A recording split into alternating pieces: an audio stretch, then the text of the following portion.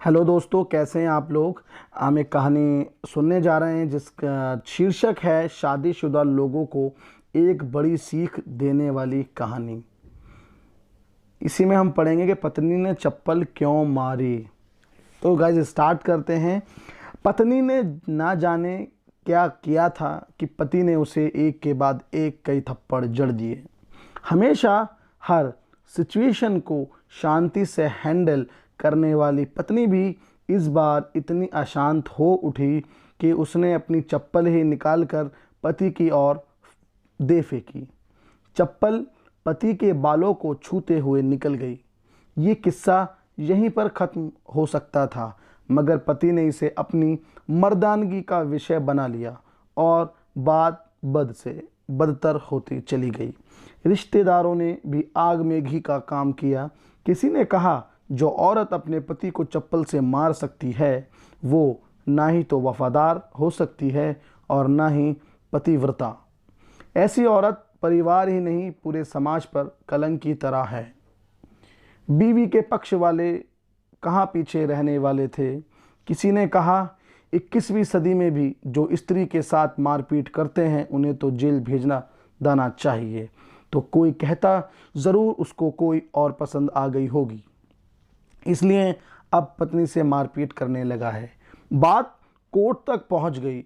दोनों पक्षों ने एक दूसरे के खिलाफ केस फाइल कर दिया। पति ने चरित्रहीन होने का तो पत्नी ने दहेज और शारीरिक उत्पीड़न का आरोप लगाया। 2 वर्षों से अधिक समय के लिए केस चला था। इन 2 वर्षों के दौरान दोनों पति पत्नी अलग अलग रहे थे। इन 2 वर्षों के दौरान दोनों पक्षों के समर्थकों की संख्या कम हो गई थी। पहले जहां दोनों पक्षों में समर्थकों का समूह होता था, अब गिने चुने लोग रह गए थे। पति और पत्नी दोनों की आर्थिक स्थिति भी इस समय के दौरान नीचे गिर चुकी थी, जिन्हें वो अपना शुभचिंतक समझ रहे थे।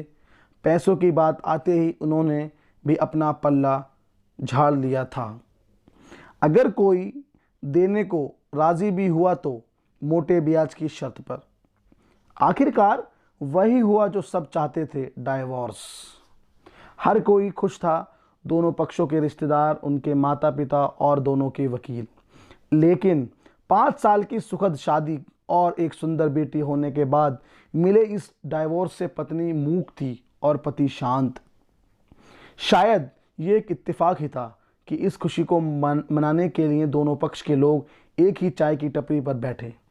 आमने सामने इत्तेफाक इसलिए क्योंकि ज़्यादातर लोग जो एक दूसरे के विरोध पक्ष को सपोर्ट कर रहे थे वो एक दूसरे को अच्छे से जानते भी नहीं थे।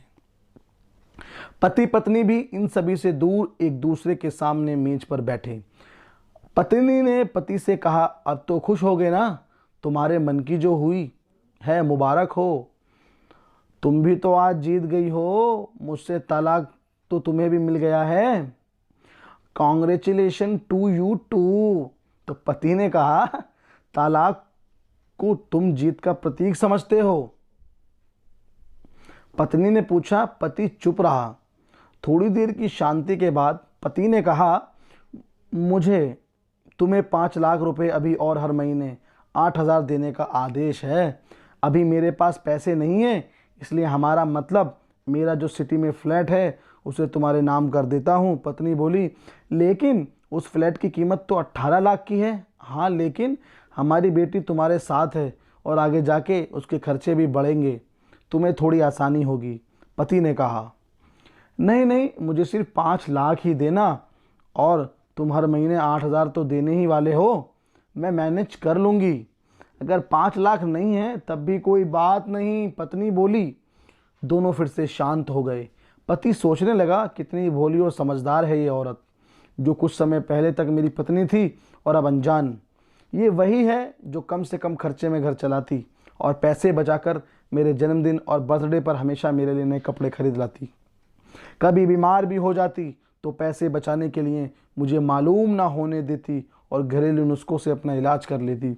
मगर घर में कोई और बीमार होता तो तुरंत डॉक्टर के पास लेकर जाती। मेरी ही मति मारी गई थी। मैं ही अपनी झूठी मर्दानगी के चक्कर में इतनी बड़ी गलती कर बैठा। पत्नी के दिमाग में भी उथल पुथल चल रही थी। अभी भी वैसा का वैसा ही है। पहले भी खुद से ज़्यादा हमारे बारे में सोचता था और अब भी वही कर रहा है। ये वही आदमी है जो मुझे एक्सीडेंट से बचाने के लिए खुद मोटरसाइकिल के आगे कूद पड़ा था और अपनी उंगली तुड़वा बैठा था। पता नहीं कौन सी मनहूस घड़ी में झगड़ा कर बैठी। पति ने मौन तोड़ते हुए पूछा, अब तुम्हारे कमर का दर्द कैसा है? ज़्यादा तकलीफ तो नहीं होती? पत्नी हल्का सा मुस्कुराई और बोली, अभी भी होता है, अब तो पेट में भी क्रैम्प्स उठते हैं। वो तो हो गई, तुम योगा या कसरत भी तो नहीं करती हो। अब किसी गायनेकोलॉजिस्ट को ज़रूर दिखा देना, पति ने कहा। तुम बताओ, तुम्हारा अस्थमा कैसा है अब? क्या अब भी दौरे पड़ते हैं? पत्नी ने पूछा। हाँ पड़ते हैं, पहले से ज़्यादा, क्योंकि अक्सर इनहेलर भूल जाया करता हूँ, याद दिलाने के लिए तुम जो नहीं हो अब, पति बोला। पत्नी की आंखों में आंसू आ गए। वो बोली, तुम्हें मेरे चित्र पर सवाल नहीं उठाने चाहिए थे।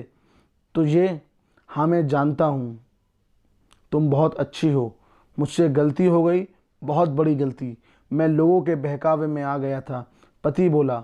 पत्नी के आंखों में आंसू आ गए। वो बोली, तुम्हें मेरे चित्र पर सवाल नहीं उठाने चाहिए थे।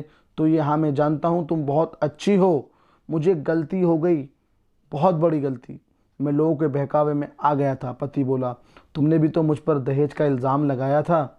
वो बोला, गलत था और इस बात का मुझे भी पछतावा हुआ। पत्नी ने कहा। पति कुछ कहना चाह रहा था लेकिन हिचकिचा रहा था। पत्नी ने पूछा, कुछ कहना चाहते हो? वो बोला, क्या सब पहले जैसा नहीं हो सकता? क्या मतलब? पत्नी बोली, मतलब कि हम फिर से पहले की तरह पति पत्नी बनकर, सच्चे दोस्त बनकर नहीं रह सकते? पति बोला, पर ये डाइवोर्स के पेपर दिखाते हुए पत्नी ने कहा, फाड़ देते हैं। पति ने अपने पास रखे डाइवोर्स के पेपर फाड़ते हुए कहा। पत्नी ने भी अपने पास रखे पेपर फाड़ दिए। सभी हैरान थे, वकील, रिश्तेदार और माँ बाप। पति पत्नी दोनों एक दूसरे के हाथ में हाथ पकड़े अपने घर की तरफ चल गए। दोस्तों, ये कहानी उन हर पति पत्नी के लिए बड़ी सीख है जो छोटी छोटी बातों पर लड़ते हैं और इन झगड़ों को बड़ा बना के अलग होने का डिसीजन लेते हैं। प्यार और झगड़ा तो एक सिक्के के दो पहलू हैं की तरह हैं, दोनों को स्वीकार करना होगा, तभी ये पवित्र रिश्ता उसकी मंजिल तक पहुंच पाएगा। आपको ये कहानी कैसे लगी कमेंट्स में ज़रूर बताइएगा। Thank you.